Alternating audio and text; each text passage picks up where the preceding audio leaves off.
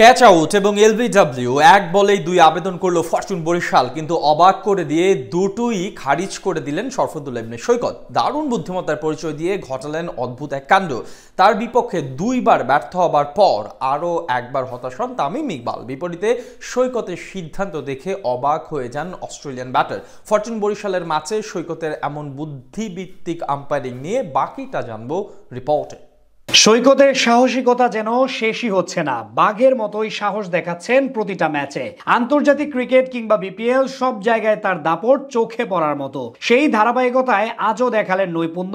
তামিম, মুশফিক ও মোহাম্মদ নাভিদের মতো অভিজ্ঞ ক্রিকেটারদের হারিয়ে বুদ্ধির খেলায় জিতে গেলেন এই আম্পায়ার। এমনকি এক বলেই ক্যাচ আউট ও এলবিডব্লিউর আবেদন আসে উইলিয়াম বশিস্তর বিপক্ষে। অবাক করার ব্যাপার হলো দুটাই খারিজ করে তাক লাগিয়ে দেন তিনি।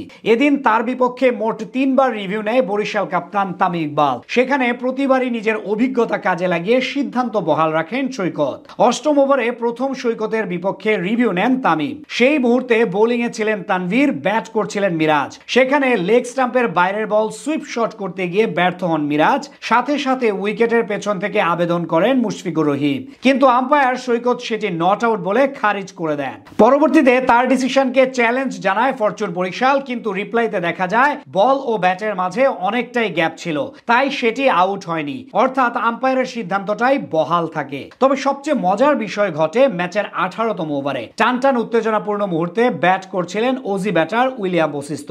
জাহানদাদ খানের ফুল লেংথের ডেলিভারি রিভার্স সুইপ খেলতে গিয়ে পরাস্ত হন ব্যাটার। বল গিয়ে তালুবন্দী হয় মুশফিকুর রহিমের হাতে। সাথে সাথে আবেদন করে ফিল্ডিং টিম।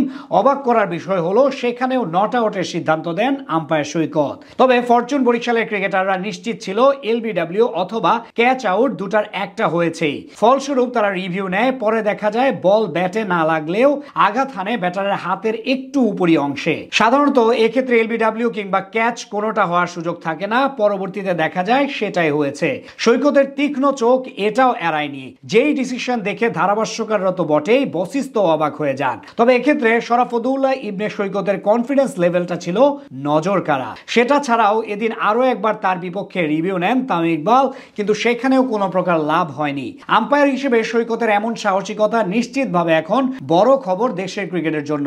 আইসিসির এলিট প্যানেল আম্পায়ার হওয়ার যোগ্যতা অর্জন করে দেশের ক্রিকেট প্রেক্ষাপটে ইতিহাস গড়েছেন সৈকত। সাকিব আল হাসানের পর তিনি এখন বাংলাদেশের বড় ব্র্যান্ড। তার সাহসী আম্পায়ারিং এখন বিশ্বজুড়ে প্রশংসিত।